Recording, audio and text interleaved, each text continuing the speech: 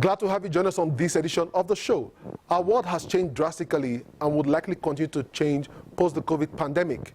My guest on the show takes a closer look at the role of technology, big data, and sectors that might win big irrespective of the challenges ahead. That's on the interview segment. But first, we'll kick off the show with some tech news and updates. This is Tech Trend, and I'm Chukwemeka Agbata.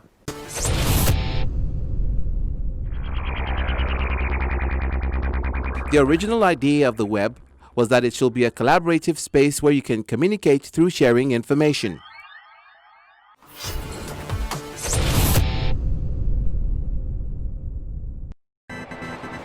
The global COVID-19 pandemic is having a ripple effect on every aspect of the global economy, including the education sector, forcing many countries to shut down schools temporarily to contain the spread of the virus, particularly among the vulnerable population.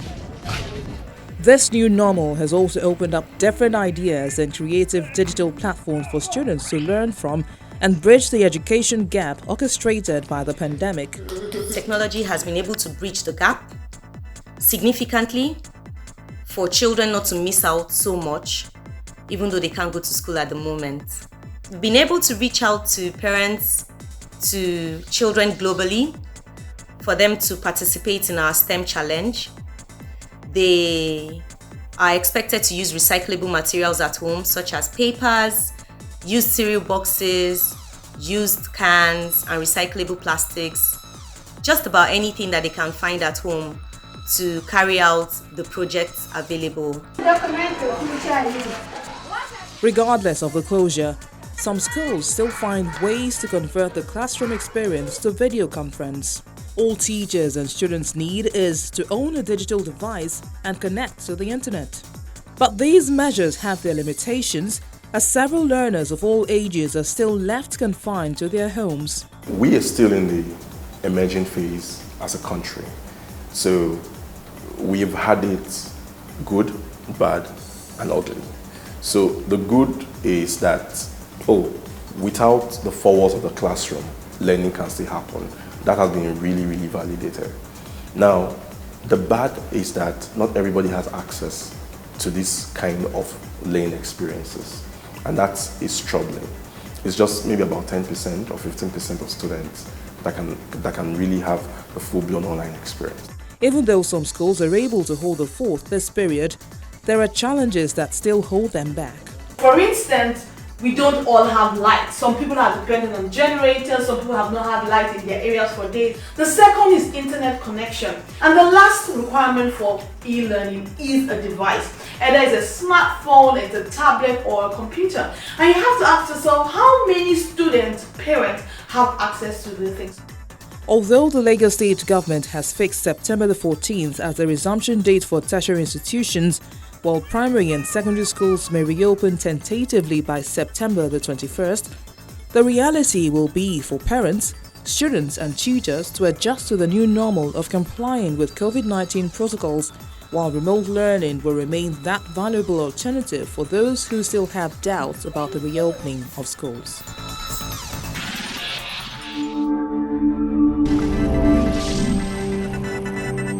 Hong Kong's international airport is deploying cleaning robots and is testing out a disinfection booth for staff as the city lifts social distancing restrictions and authorities prepare for an expected jump in traffic in June.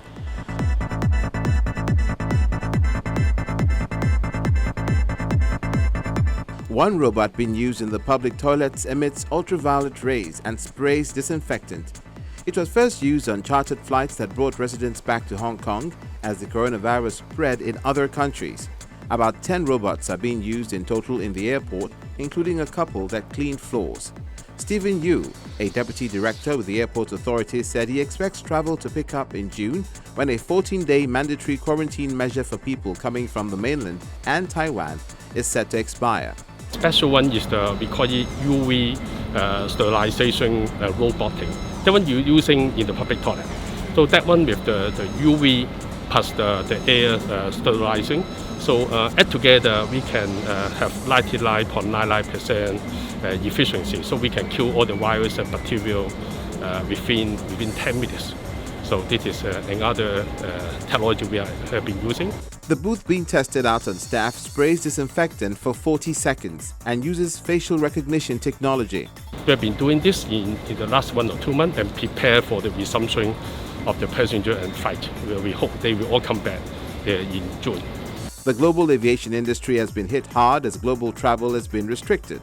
The airport's latest statistics show that 5,550 passenger flights arrived in Hong Kong in March, a drop in 82.1% compared with the same month last year. Yu said the airport has learned from procedures developed in the wake of the SARS outbreak in 2003. To 2003, we all learned a hard lesson during the SARS. And after the SARS, not only airport authority, government, hospital, we all develop different type of the contingency procedure to deal with we call it national disease outbreak. So actually this procedure we found it very useful during the recent virus outbreak. Because of this procedure, so we can quickly respond to the outbreak. Hong Kong, which had a total of 1,045 confirmed cases of COVID-19, has had 0 local infections in more than 2 weeks, prompting restrictions to be relaxed. Game centers, gyms and cinemas were allowed to reopen.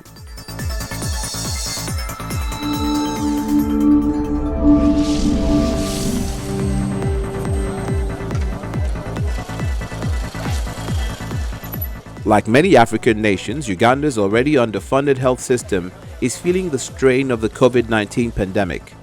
There has not been a major outbreak in Uganda yet, but this East African nation will need acute respiratory support if cases rise dramatically. The ventilators can also be used outside the ICU beds, wherever you get patients.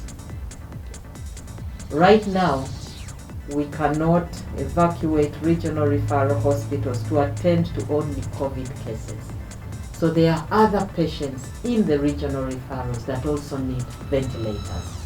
So the need is great, it is not small. The ventilator, called Bulamu, which means life in Luganda, was designed by Kira Motors, a Ugandan-based company which specializes in electric vehicles, and engineers from Makerere University in Kampala.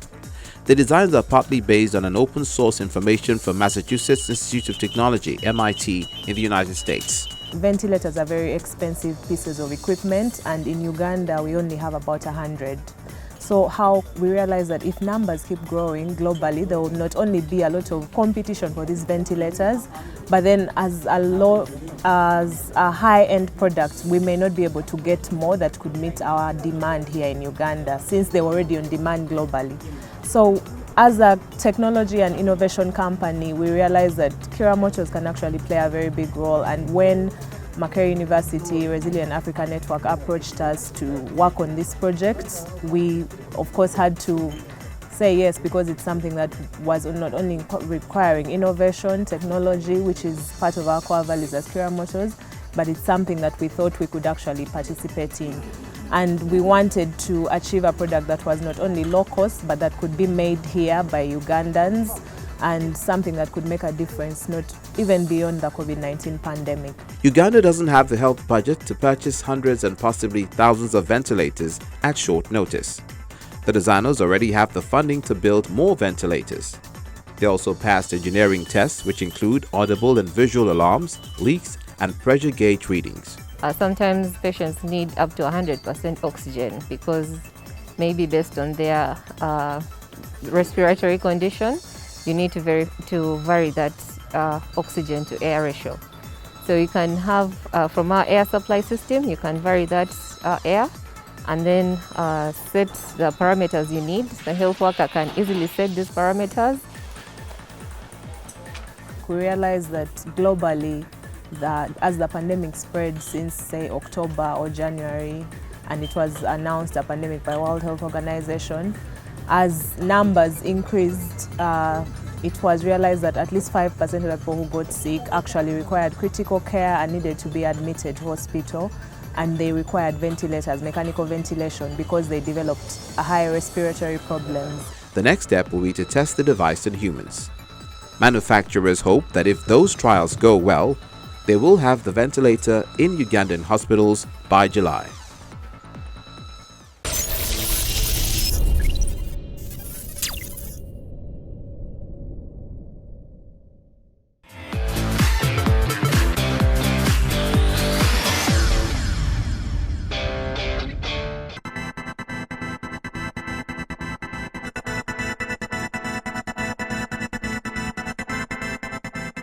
Tech tips for a successful telemedicine visit.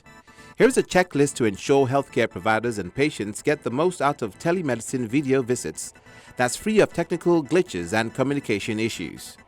Use a high-quality webcam and test it. You need to use a good camera if you really want to replicate the feeling of an in-person interaction. Patients will feel more comfortable and respond more positively to the visit if they can see your face clearly. Of course, you need to make sure your patient is using a webcam that's sufficient as well.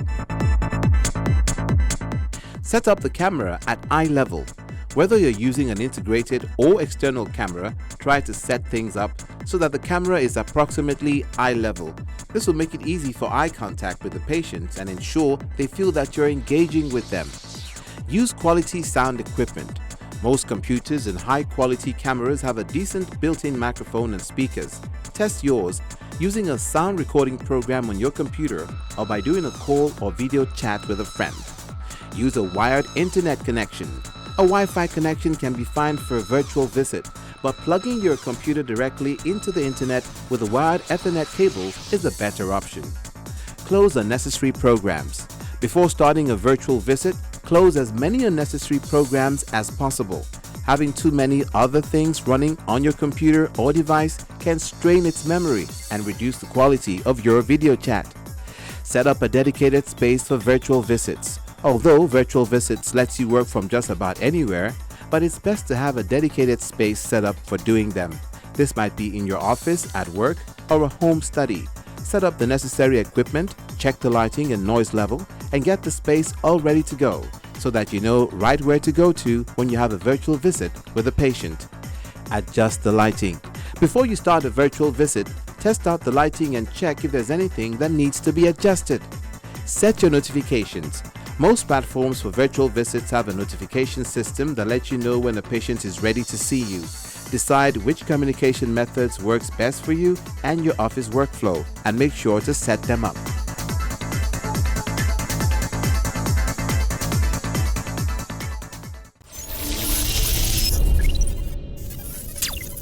Next is my chat with Obi Anusiem, CEO NGEX. Stay with us.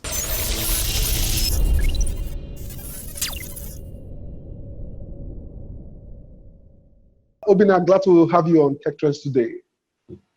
Thank you. Thank you for having me.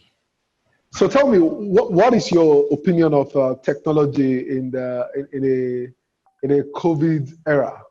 I think number one, technology now rises to the surface, right? So now everybody becomes more technology aware, because if you're keeping distance, then technology helps you shorten that distance, either through communication, especially through communication, right? And then effectiveness, you see people ordering food, using technology. People, telemedicine is hot now. WhatsApp, Zoom, Facebook Messenger, Google Meet, all those are now popping up, right? And becoming much more top of mind for a lot of people. So where does that leave countries that weren't prepared for the reality of today? Well, I think the countries have to do a lot more catching up, right? So you now have to run twice as fast and then be more creative. Maybe you don't necessarily run in a straight line to chase everybody else that's been running for 10 minutes ahead of you. Maybe you run across the field. So I think, if we use something like Nigeria as an example, right, you can see the shortcomings where being able to continue children's education using technologies has become very challenging, right? So I would think, we've got to step backwards and first look at what exists that is efficient, right, that you can ride on and at least get to the most people while you try to build out some of the technology infrastructure that should actually be in place right now. Yeah, because most of the brands, I mean, if a country like Nigeria was prepared for this, we probably will be thinking of how to earn foreign exchange from some of the services we are offering that is being offered today. But then, what's your word of encouragement for startups that have been building with little or no support? Well, I know you said words of encouragement, but maybe this might not come across as encouragement. But first, it's like the help is not coming from anywhere. You have to figure it out yourself. Even the government doesn't have money right now, so and a lot of those funds, grants and all that, are really going to dry up And, even if the money is available, a lot of people will still be focused on, first of all, keeping the office running, right? So I think for me, for startups, I think the main thing is really to step back for a minute and try to anticipate what a post-COVID era would look like. But I like to know, obviously some startups will have to pivot to certain kind of area, but what industries would you place your bet on post-COVID? In which environment though? Nigeria. Nigeria, you want healthcare? I think everybody now sees and understands how terrible the healthcare situation is. And I think those startups that will be able to come in and use technology to close the gap, so for example, today, I think telemedicine has a big chance in Nigeria, right? Maybe not as broad as, one would expect, but I think, there are a lot of people who would now want to sit at home and be able to have proper consultations with their doctors, The other thing I think would also be good would be logistics. I think the logistics market in Nigeria is still very shallow. It's not as deep as it should be, especially on the consumer side. So if you look at food delivery, right? I've seen some people having conversations around, e-commerce in the US versus say e-commerce in Nigeria. And you looked at, in the US, when they shut down, the e-commerce companies were given the essential services label and they were able to operate. And so you had the food delivery companies, Amazon and all that, doing very well in this pandemic because everybody is staying home. In Nigeria, that necessary infrastructure doesn't really exist. And then secondly, the consumers are not that much aware of, the companies themselves, to be able to take advantage of that. But I think, when you have the previous, what's their name? Opay and, Max and all those other guys, if they can repurpose and create more awareness about services that they can offer to the average person, that helps reduce, the the necessity for people to interact with themselves to get things done. I think there's a big opportunity there. All right, you are a data expert, someone who does a lot of things around data. How important is data in the post-COVID world? Data is very important pre-COVID, during COVID, and post-COVID, because if you look at look at Nigeria, right? You look at an example and they come in and they tell you, the humanitarian affairs minister will say, we're giving out, 31 million in this state or whatever. And people are asking, who are you giving it to? And the truth is, nobody knows, right? They say they have a list and all that, but truly, those kind of things should not be proprietary, right? It's something like a database should be accessible, even if it's not it can be anonymized, right? I should be able to look at if a database exists and you say, let me pick out a state, I should be able to say how many of them are under the age of 18. How many are between 40 and 45? Those kind of things should not be hidden. But because you don't have the data readily available, there's not a lot of transparency. Because you don't have a lot of transparency, then there's a lot of mistrust, right? So even from a government standpoint, you can see how just even having data and sharing the data, at least helps reduce the tension within the populace. But on its own, if you look at data, for what it does, which is informed decisions, right? When you're able to come in and say, okay, we want to share palliatives to the older population, right, or to the vulnerable population. How do you do it? What typically happens is people come out and say, okay, I know this person that lives down the road, right, and then I give it to you, and then you go give it to the person. Again, it creates a lot of inefficiencies.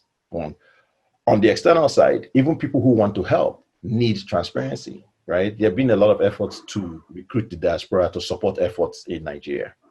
A lot of times, most people don't want to participate because there's no transparency. It's like, if I donate my money, how am I sure it's not going into somebody's pocket, right? So even if you just have a map that shows these are the places that need help, this is where the money is going, and you can do a breakdown by how the money was spent and all that. Again, data in this case leads information, which leads to lower mistrust and all that. So just even from a communication standpoint, which during this pandemic period, right, has become one of the key things, right? Communication is key. We see a lot of misinformation flying around. Now, if you go post-COVID, you now realize that we don't even know what's going on. So, for example, healthcare.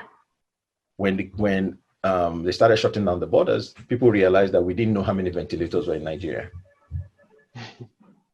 Right.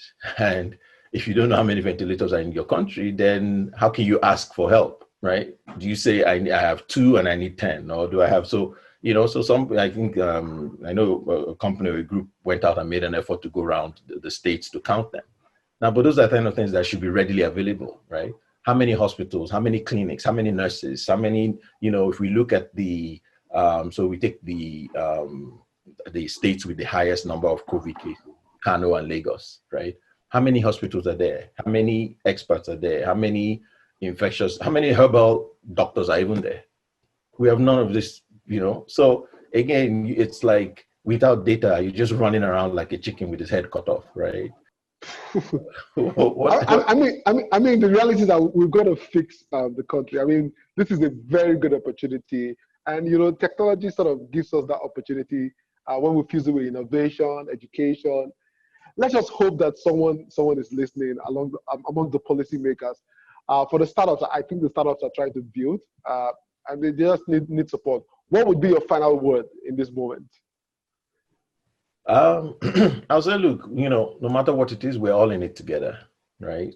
I mean, I agree, the policymakers, the leaders, they're at the top and they have their own responsibilities and they're expected to take us forward. But we too have our own responsibilities, right? We need to also learn who to hold accountable and when to hold people accountable. Everything does not end with one person, right?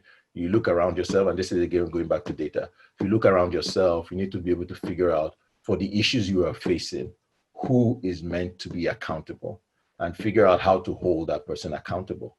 Everything doesn't stop with Buhari, right? We run a federal system and the constitution gives the rights. We run a representative government, and we need to learn how to figure out who our representatives are and hold them accountable to make sure that they're delivering what we expect them to deliver. Obi, I want to thank you for being with me on the program today, and please stay safe, and I wish you all the very best. Thanks, and you too.